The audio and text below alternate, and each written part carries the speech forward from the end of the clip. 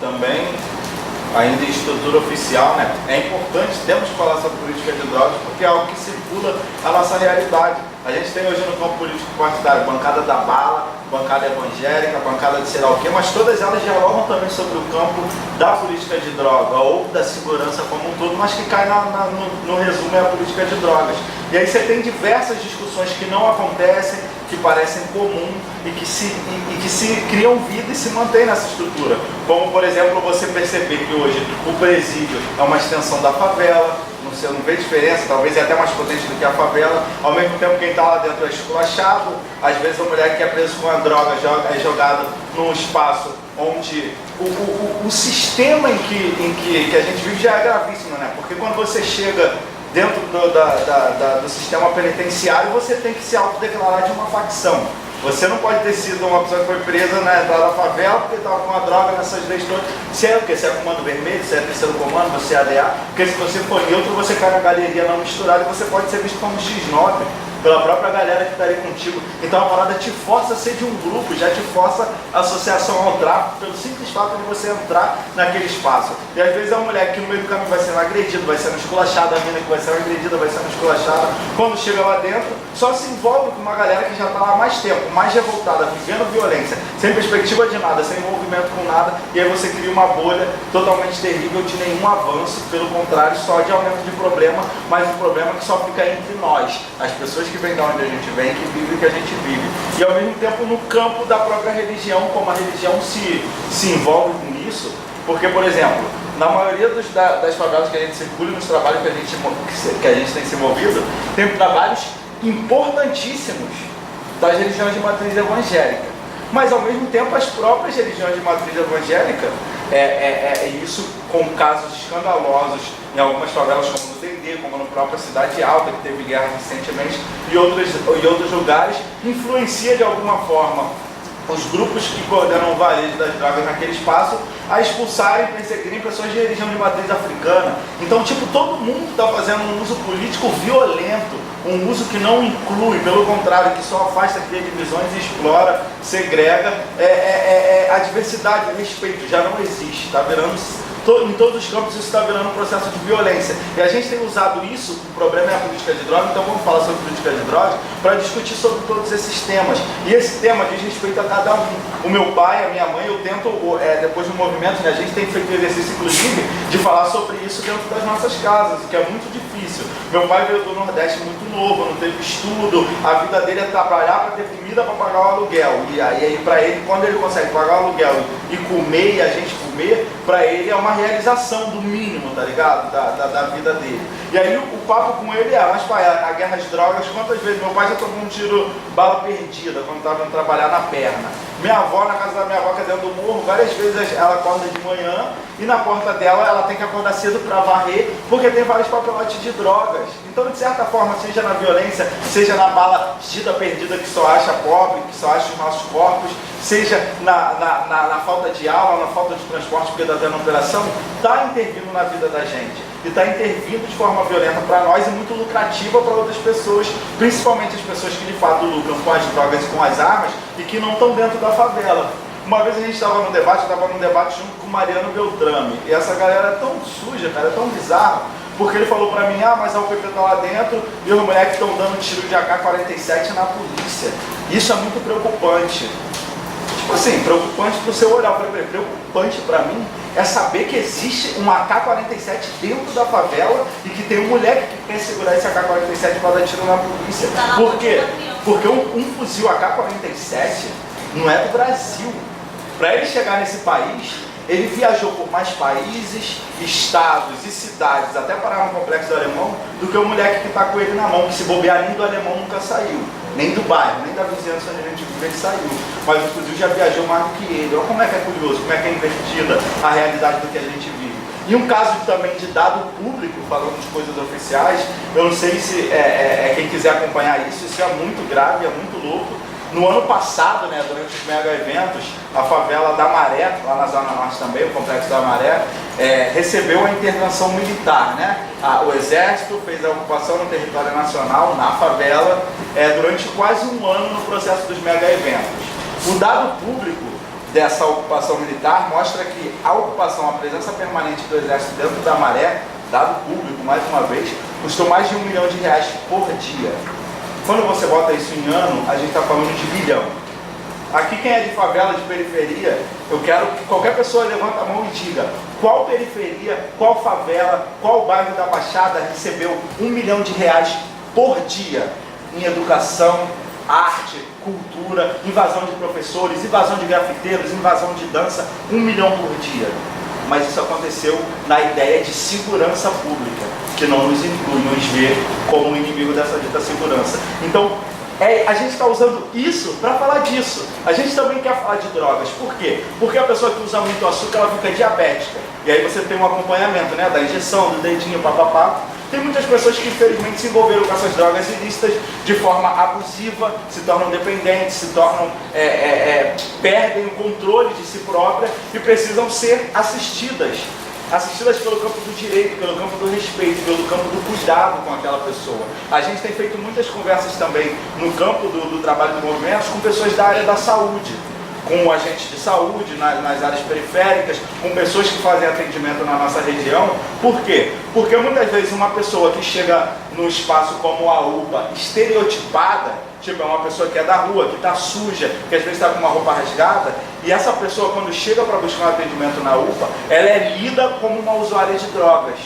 E aí essa pessoa ela não pode ter uma dor de cabeça, ela não pode ter uma dor de dente, ela sempre é lida como uma usuária de drogas. E aí tentam encaminhar para um CAPS-AD, botam para o canto, não tem um cuidado, não tem um respeito. Então a gente tem tentado, a partir do trabalho do movimento, além de discutir isso tudo, discutir direitos, discutir humanidade, discutir empatia, discutir que se a gente não falar sobre isso e não refletir enquanto sociedade que o problema que a gente vive na favela não é um problema só da favela, mas do todo, e que inclusive quem não vive na favela ignora os assassinatos diários e a violência diária que a gente vive,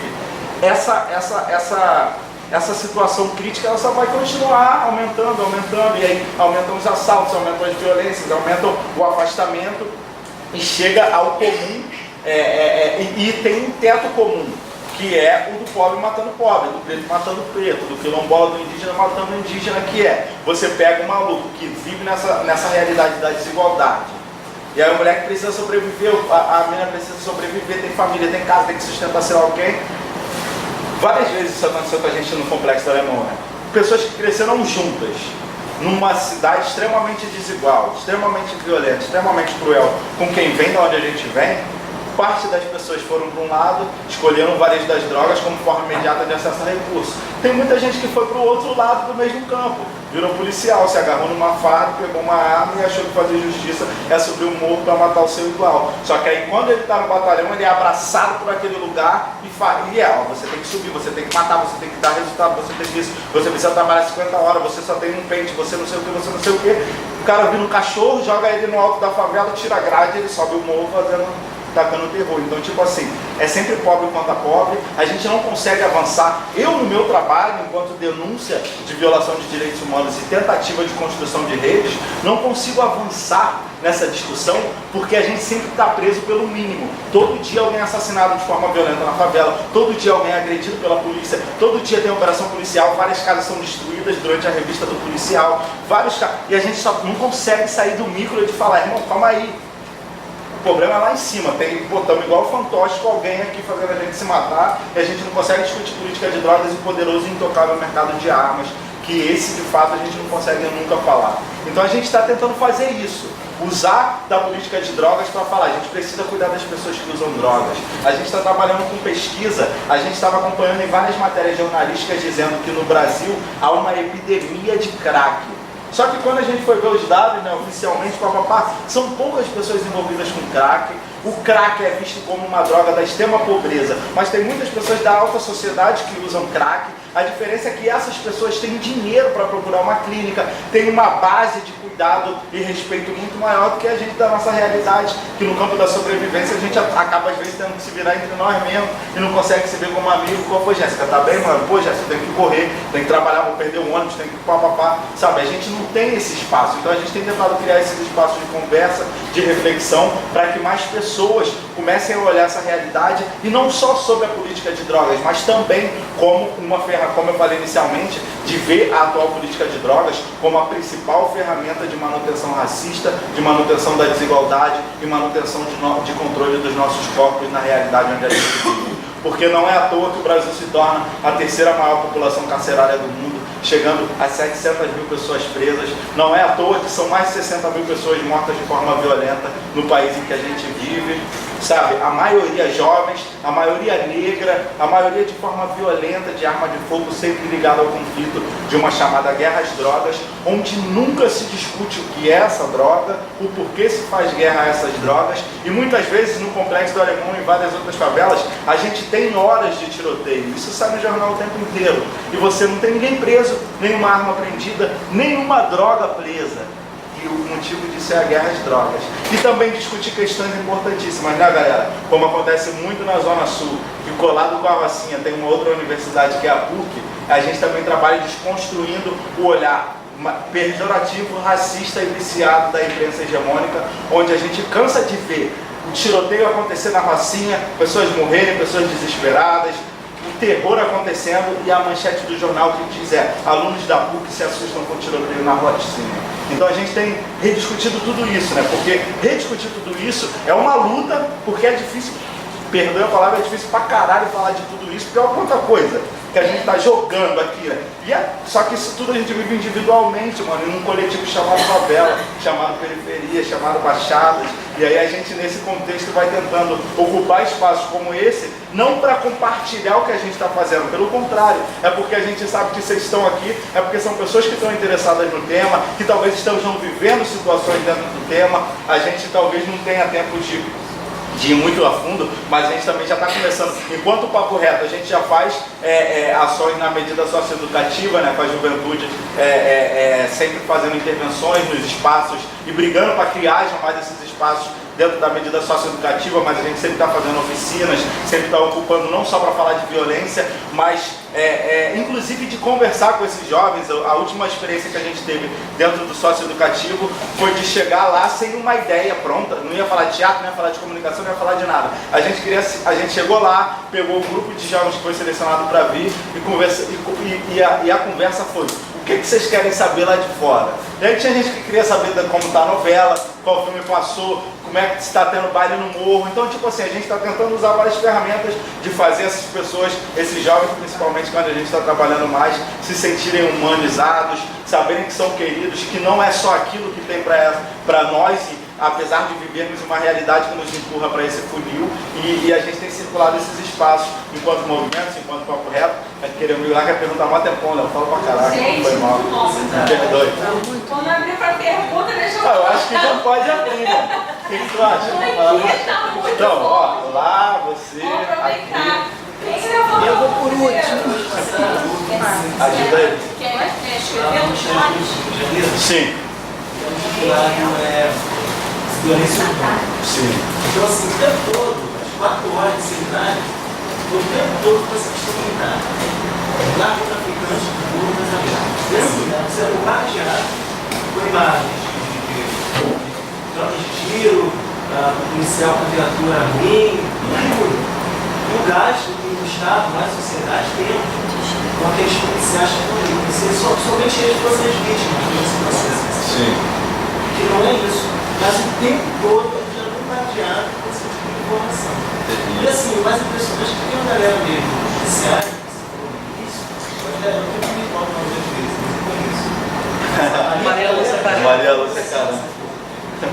E assim, é uma galera que estava nesse discurso dele. Tem que entrar com cadeirão, de fuzil nele, já não com nada, e leva a polícia, vai e vence. Vai e vence. Separa ele, vai e vence, entra lá, derruba os corpos, quero isso, e essa é a realidade que está. Em momento nenhum, eu ouvi dele, assim, poxa, a gente precisa trabalhar nessa questão social. Você não, o PP não deu certo, então você não vai fazer o mesmo. Quem deu a operação não deu certo, dane-se, é mais bala mesmo. É isso, o tempo todo é isso. E aí levaram também, não sei se quiser mais, levaram os policiais, e alguns confrontos foram variados. Assim, jovens até, máximo da vida, assim. Eu vou chutar de meio, quando esse estava dos meninos, quando estava olha o que eles fazem com os policiais. Olha a sensibilidade, sabe? Ele trabalha no canal. Então, assim, é um discurso muito pedagogo, né? Ele insista mesmo, ele para poder se jogar para a sociedade, para a terra. A galera é inimigo, precisa ter essa força verdadeira, tem que ir lá, tem que crescer. Só isso. Entendi, Sai vai, lá, né? assim, eu nem vou fechar. Exato. Se deixar ser mais, eu. Que tenso, Eu já não consegui. que tenso. Você está no mundo, você tem uns bilhões, você construiu um país só Exato. para o Vale Vença. Entendi. Tudo bem? Eu acho que se eu tivesse lá, eu saía morta. E eu fico assim pra morrer. Está na internet, se vocês quiserem ter acesso, a seminário é isso.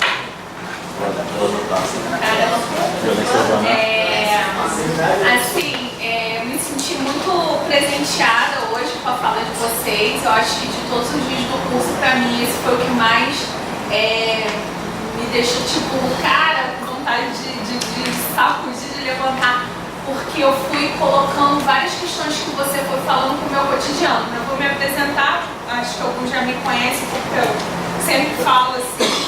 Meu nome é Natália, eu trabalho no município de São Gonçalo de Itaboraí com medida socioeducativa em meio aberto, liberdade assistida e prestação de serviço à comunidade.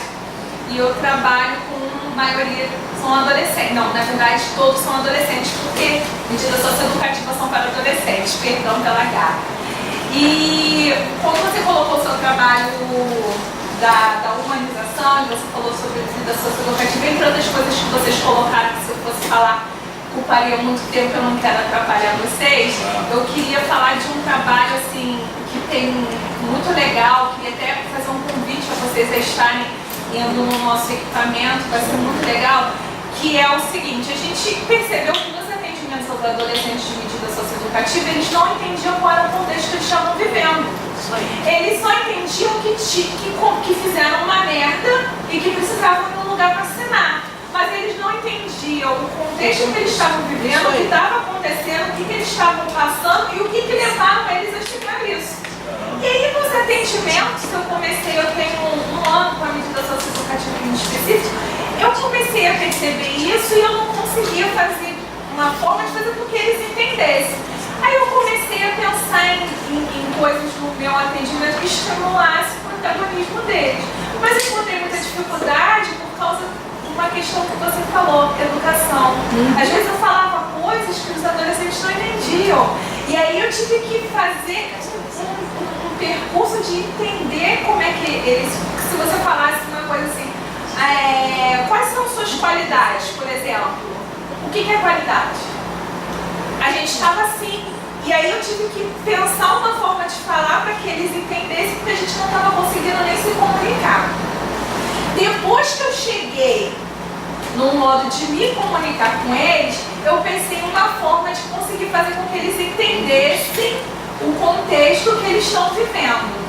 Que aí foi o projeto Rap na Medida, que é um projeto que nós estamos fazendo no CRES. Nós vamos iniciar, assim, foi um projeto de muita discussão, inclusive o primeiro dia ia ser dia 29 agora, ia ser mais, nós tivemos que prorrogar, porque graças a Deus a gente conseguiu, depois de muita luta, que pintassem o muro do nosso CRES, porque a gente vai fazer uma oficina de grafite, então vai ter disputas de rap e grafite, mas até eu chegar a esse ponto, eu pensei em letras de música. Aí uma vez eu andando assim, aí escutei a música do Gabriel Caçador, Até Quando? Até quando você vai levando porrada, até quando você vai ser saco de pancada. Aí eu peguei a letra, sentei em casa, fiquei lá escutando e anotando. Peguei um adolescente em si, que sempre falava muito de música, e comecei a ler a letra com ele. Ele foi falando, pô, isso aqui é a maneira exclusiva, eu sou rap. Aí comecei a conversar com ele, ele foi me mostrando as letras, foi me falando as músicas de rap que ele gostava e o significado daquela música na vida dele. Essa música que tem a ver quando meu filho pegou pneumonia, essa música que no mundo da lua, é quando eu estava envolvido com tráfico e fumava maconha o dia inteiro. E aí eu comecei a conseguir dialogar com a maioria deles através do rap, que foi o processo que me fez sentar, estudar letras de rap, não conhecia nada de rap, sempre gostei de MPB, vestibular, não entendi Renato nem sabia de onde veio o rap. E aí a gente começou com esse projeto. Eu comecei antes de entrar com rap na medida, que o objetivo é disputas de rap, os adolescentes trazerem letras, trazerem o que eles querem discutir, depois fazer um papo coletivo com eles, onde eles coloquem as ideias deles, onde eles grafitem, onde eles se sintam à vontade para que eles entendam esse contexto que você falou o tempo todo aqui de combate à droga, onde a gente vê que um adolescente de 15 anos é apreendido por tráfico porque estava na boca para comprar um baseado, ou foi internado porque estava traficando, sendo que o ECA diz que a internação é em casos de grave ameaça. E onde é que está a grave ameaça no adolescente que está traficando? Que não foi pelo armado, que estava com a trouxinha de maconha e uns pinos lá. E quantitativo de adolescente nosso que é forjado, que a gente perde, porque quando chega lá na internação, volta virado no giraia, que a gente fala, e volta mesmo, que aquilo ali não é um lugar, é depósito, aquilo ali é depósito de gente, aquilo ali é subhumano, o degasse, sabe? É subhumano, eu falo que aquilo ali é um campo de concentração. E aí você trabalhar com o adolescente para que ele entender isso, que aquilo ali não é um lugar para ele, porque aquilo ali está errado, é um campo de concentração, porque ele acha que aquilo ali é justo. Eu fiz merda, é justo, eu tenho que ir pra lá mesmo, tá certo. Culpado, né? A culpabilidade, eles não tá certo, eu fiz o negócio, eu tô pagando aquele lugar ali, ainda me deram comida. Eu não é isso. É igual também o debate que a gente tem, adolescente e infrator. Gente, vamos acabar com esse termo. É adolescente que cometeu um ato infracional. O adolescente infrator é um termo pejorativo que diz que o adolescente vai ser a vida toda. E o ato, eu sempre falo para eles, o ato não define seu presente nem o seu passado. Quem define é você e as coisas que você vai fazer daqui para frente. Então, eu queria fazer um convite a vocês para estarem no primeiro. A gente já tem uma programação fechada em que um dos nossos adolescentes, inclusive, vai se apresentar com as letras dele. Ele vai estar falando do período dele de internação, do período dele de vida socioeducativa em meio aberto. Vai estar fazendo, a gente vai ter disputas, né? Eu não sei como é que é a batalha de rap, tô aprendendo, tá, gente? E vai ter lá os grafiteiros, onde vão grafitar o que eles mandaram, o que eles pediram, porque a parede é deles, a gente mandou pintar a parede, fazer o que eles quiserem ali, só que para não botar palavrão, porque tem visita do MP da programa que chama palavrão ali, né? E queria convidar vocês para a segunda edição do Rap da Medida, para vocês estarem lá ocupando esse espaço. A terra é muito longínqua, mas vai valer muito a pena porque nossos adolescentes assim são maravilhosos. Lá também tem a Fundadora Trabalhada. Acho que é dia 29, é isso? É, 29, mas a gente infelizmente como a escolha vai mudar. Tá. Aí eu queria que vocês pegassem o contato para te chamar para a segunda edição, que a primeira vai ao espaço coletivo para lá, que é da nossa cidade, que vai estar fazendo essa disputa de rap, a batalha, gente.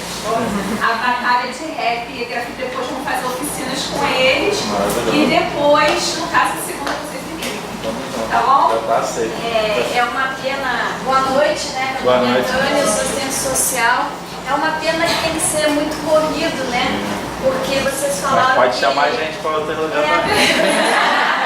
O trabalho de vocês é esse, né? É estar em contato com as universidades, pessoas que não conhecem a realidade real de estar vivendo dentro de uma comunidade. A gente tem uma ideia, mas a gente não sabe o que é realmente. Eu nunca estive no meio de um tiroteio, nunca quero estar, né? E lamento e sofro com quem esteja dentro de uma comunidade, né? Cerceado da sua liberdade de ir e vir, de ter o medo de quando está o tiroteio ter que estar se agachando, é cerceamento mesmo, né? E a gente vive uma sociedade do espetáculo, né? A gente vive uma sociedade de espetáculo. E quando a gente pensa que as coisas não podem piorar, as coisas pioram. Porque tu teve, né, um projeto de segurança pública chamado essas UPT, que essa coisa da pacificação, que não deu certo, né? Foi gasto horrores de dinheiro, que tinha o objetivo de se aproximar da comunidade, mas pelo contrário, eles se afastaram. E a relação que eles estabeleceram foi bem diferente da proposta inicial que eles tinham, né, nessa questão da UPP. Então, tu vê no Rio de Janeiro essa questão da intervenção militar, que é uma questão, quando tu não consegue dar conta da segurança, tu bota o exército, que o exército cumpre um outro papel, gente. O exército não é para segurança. Aliás, não a segurança urbana, e sim a segurança do país, né? das fronteiras. Então tu inverte a lógica e naturaliza. Tu naturaliza a incompetência, né, do Estado, do governo, federal, estadual, municipal, aí é todo o governo, de dar conta disso. Então hoje tu tem um Estado chamado Rio de Janeiro que vive isso, né, naturalizando isso. A bala perdida se tornou uma coisa natural. Para mim não é perdida, ela é achada, bem como tu colocou, né? Ela tem um alvo, né? Quando essa bala perdida é na Zona Sul, ela causa um impacto. Quando essa bala perdida é de uma comunidade, ela tem outro impacto, né? Então acho que a gente acaba meio que a mídia naturalizando isso e vivendo de espetáculo. Porque quando faz essas incursões, como faz nas comunidades, tu vê que eles botam aquele monte de gente, aí aparece, aí quando vê, acho que eles fazem um pacto com os bandidos, porque eles recolhem tão pouca coisa que não vale investir. Daí dá mais, gente. Né? Então, para mim, isso é espetáculo. É tipo assim, vamos dar conta disso, vamos justificar que o exército está no Rio, que a gente está gastando milhões, vamos lá entrar lá dentro, vamos matar, isso não aparece, mas ali mostra ali 2 celulares, né, um pacotinho de droga. Essa é uma questão. Outra questão é o seguinte, eu vivi 2 situações, né? Uma que eu tinha uma experiência grande com tratamento de dependentes químicos, né, lá no sul. Realmente é um problema muito sério de saúde, muito sério mesmo, de saúde pública. E a dependência química, ela tem uma discussão, que eu não sei se hoje ainda continua assim, não sabe se coloca na questão clínica ou na questão da psiquiatria. E na realidade a dependência química, ela tem os 2 polos, né? Ela tem a questão clínica e a questão psiquiátrica também. Eu trabalhei no hospital psiquiátrico, porque o hospital clínico não queria tratar dependentes químicos nem dependentes de álcool, drogas lícitas e ilícitas. E vi muita gente morrer. E peguei a AIDS, antes da AIDS ser isso que é o boom da AIDS. Eu vi muita gente morrer, porque naquela época a droga injetável era a moda, né? A tal de... são vários nomes, hoje eu craco. Antigamente era Algavan, era LCD, aquela coisa toda. Então tem esse cunho aí também, né? Da saúde pública, do prejuízo que é físico, né? Moral dessas pessoas, e tem essa questão da criminalização mesmo, né? Que aí entra essas políticas, né? Entre aspas, como tu diz, né? Essas políticas que querem dar conta, que acabam, né, dando a guerra. Quando tu bota o título Guerra às Drogas, tu já diz, pô, guerra, gente. Não. Guerra é uma coisa mais, né? Então eu acho que é isso mesmo. Pena que vocês têm pouco tempo para fazer essa troca com a gente. Hoje aqui tem site também de nossas redes. Deixa eu só finalizar que hoje eu estou do outro lado, né? Eu atendo adolescentes em conflito com a lei, envolvidos com tráfico de drogas, né? A maioria realmente nossa lá é assim, é roubo ou tráfico de droga. E desse tráfico de droga, a grande maioria são usuários. Por um acaso eu estava lendo no jornal, não é acaso, nada existe acaso. Eu estava lendo no jornal, né, 15% das pessoas presas, estou falando de adulto, né, no carcerário, no sistema carcerário, estão de forma indevida porque são usuários. Então não adiantou uma lei que disse lá que X% de droga é uso, isso não é respeitável.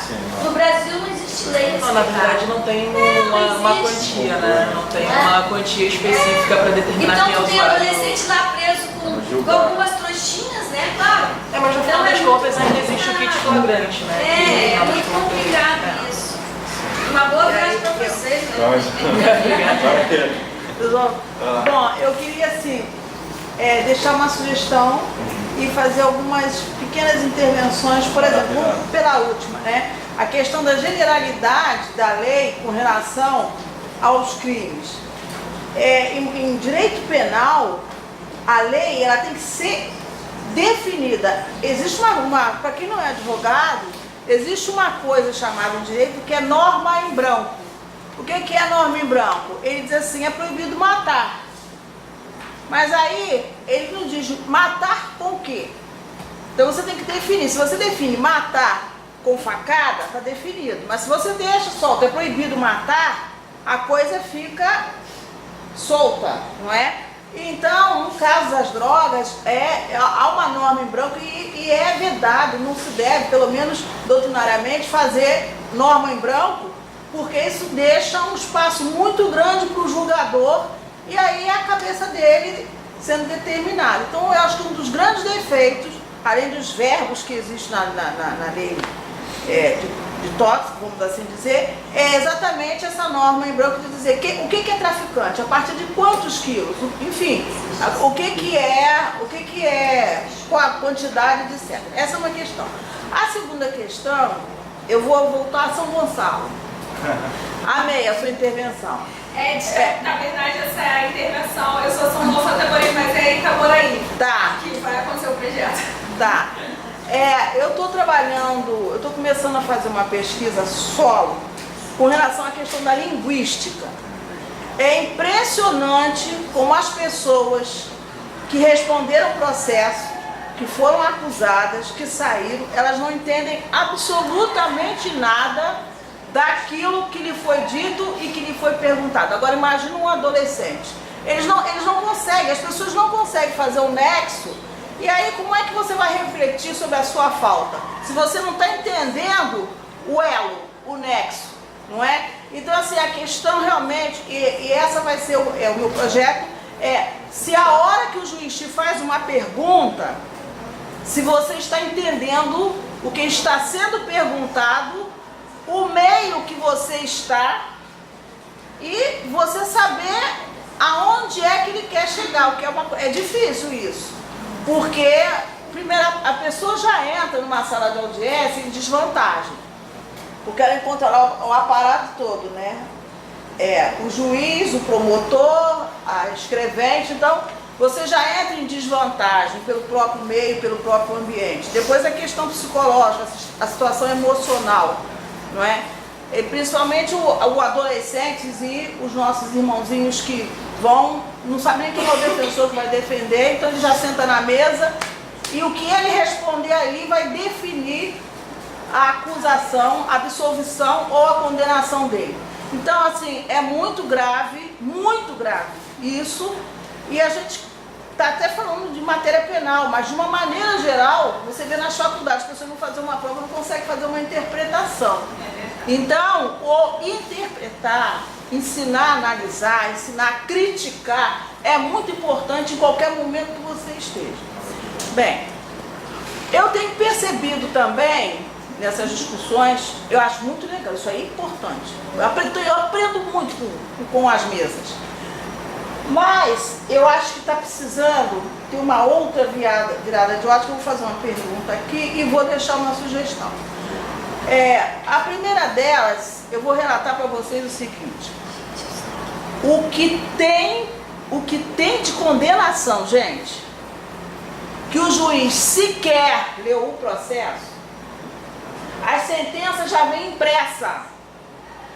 A lei ela é geral e ela se objetiva dentro de cada caso. Então, eu mato uma pessoa porque estava com raiva, eu mato uma pessoa acidentalmente, enfim. Mas o artigo é um só. Então, a mesma lei, ela requer uma interpretação, uma sensibilidade social imensa do juiz na hora de condenar ou apenar qualquer pessoa. E aí o que acontece? Além deles não lerem o processo, você só vê promotor, gente, você só vê promotor em si, todo mundo tem medo de promotor. Promotor é parte como qualquer um de nós aqui e ponto final. Ele representa a sociedade e você está do lado de cá como réu ou como autor. Mas ele é parte, gravem sempre isso, promotor é parte na relação. E infelizmente, quando a gente senta na mesa, parece que o promotor manda mais no processo do que o juiz. Porque ele fica assim. Ele fica assim e não pode, é para espernear mesmo, tá? Então, e outra coisa, esse sujeito, ele é fiscal da lei. Aí agora nós vamos partir para o embate. Se ele é fiscal da lei, como é que na condição de fiscal, ele pede a absolvição, ele pede a condenação na condenação pede para agravar, esse indivíduo vai bater num presídio com todas as violações que a gente já sabe aqui. E ele não é o fiscal da lei? Então a figura do promotor é uma figura centaúrica, metade homem, metade cavalo. É assim que é representado, realmente, é um centauro. Metade homem, metade cavalo. Então ele é cavalo para punir, para coitar toda essa safadeza do Estado aí, não é? E deveria ser homem para analisar os direitos fundamentais de cada um que está ali. Então eu acho que vocês têm que começar a debater. Eu sou a Georgina, perversa, safada, sem vergonha, que roubou o velhinho, que matou, fez acontecer. Então assim, se eu falar, já entra indiscreto, mas eu espernei muito, toda vez que precisa falar, eu espernei. Mas as mesas daqui para frente tem que começar a fazer esse trabalho. Como é que você vai para uma Assembleia Legislativa, tem uma audiência pública para ouvir todo mundo e não tem um promotor sentado na mesa? Ele não é representante da sociedade? Aí essas assembleias fazem audiências públicas e você não vê um promotor sentado. Então, essa é uma questão. A segunda questão que eu quero deixar é a seguinte. A gente parte muito do que está vendo aí. Eu vou voltar na justiça, que é a minha questão, meu grande problema, meu calcanhar de Aquiles é o Poder Judiciário. Estou nem aí. Enfim, vocês todos, todo mundo que está fazendo palestra, a minha irmãzinha ali de São Gonçalo, quer dizer, irmãzinha não é irmãozinho, mas é o seguinte, quando vocês pegaram para analisar uma jurisprudência, quem é que botou 700 mil pessoas numa cadeia? Quem foi? Quem foi que botou 700 mil pessoas numa cadeia? O Brasil é o terceiro sistema que mais pune no mundo. Quem mandou para a cadeia? Ninguém pode ser preso sem assinatura de um juiz. E qual é o questionamento? É isso que a gente tem que começar, eu digo vocês, nós temos que começar a fazer. É buscar, e tem que ir em cima do Poder Judiciário. Porque ele é quem detém as nossas garantias. Ponto final. E como tal, esse poder precisa ser controlado, fiscalizado, questionado.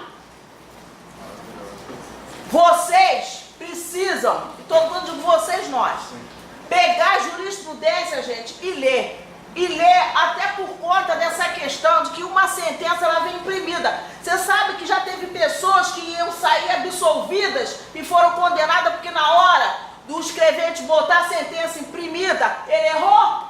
Vocês não sabem não? Pois então procura saber porque isso existe. As sentenças são imprimidas. Já vem pronta, formulada. Então isso não pode. Isso em matéria de direito, isso é inadmissível, gente. Isso não pode. Então assim, eu quero deixar como sugestão, passem a examinar as jurisprudências. Olha, cara, você vai ter um infarto na justificativa. Não, mas porque eu falo assim porque Vai sair um susto. mas você vai se assustar. Você vai se assustar lendo jurisprudência sobre tráfico, lendo tudo isso, porque aí sim, a partir desse contexto, com a realidade que nós vivemos, com a vivência que tem, eu sou louca para ir lá no Alemão, qualquer dia desse olha lá. Qualquer dia que vocês têm que pegar isso e analisar, e passar a fiscalizar. Vai para as audiências, vara federal, vara criminal principalmente, senta lá e começa a observar e comecem a questionar. Porque o juiz ele faz um monte de besteira. Vocês já perceberam que não tem nome do juiz? Dificilmente tem, diz assim, a justiça puniu, a justiça soltou a justiça. Entendeu? Então passa a dar o nome do sujeito, que é para ele poder ter, sabe, ele começar a se segurar. Porque quando é um réu, qualquer pessoa, eles autorizam fotografar a justiça do espetáculo, tá ali. A fotografar, a dar o nome, tudo isso. Aí o juiz faz toda essa celeuma com os réus, não tem o nome dele apontado. Ações de Moura é uma exceção. Dallagnol fez um grande favor de transformar o PowerPoint numa coisa pejorativa, né? Que é uma coisa tão útil, não é isso? Sabe? Mas então assim, eu quero que vocês, eu quero deixar essa sugestão. Comece a analisar, a buscar jurisprudência, a ler, porque aí você vai ver que atrás desse biombo todo, isso aí tudo que está falando tem um poder judiciário que é altamente conivente com tudo isso que eu estou dizendo para vocês. A outra coisa que eu acho importante, já para encerrar, eu acho legal lá na comunidade, nas comunidades, vocês terem o nome das pessoas que foram presas. Tem um arquivozinho de vocês, quem é que está sofrendo, quem? E por ali mesmo na comunidade, se você pega um processo de alguém que está preso, recluso, ou, enfim, José não sei das contas, está condenado, está quantos anos? 7 anos, tá bem. Pega o processo dele, pega a sentença dele, e ele é cria do bairro, ele é cria lá da comunidade. E faz uma comparação que você vai entender exatamente, vocês vão entender exatamente o que eu estou dizendo. Então é importante que as comunidades se cadastrem seus presos sim, cadastrem suas dores sim, as coisas boas sim, mas cadastrem. E dali para frente passa a fazer um comparativo, e a base disso tudo que a gente está reclamando, está falando, está experimentando, poder judiciário que fica lá escondido. Então tem que começar a ser questionado, perguntado. Ele disse que é tudo certo. É só isso. Desculpa, gente, se eu falei demais, porque eu tô... Quem mais?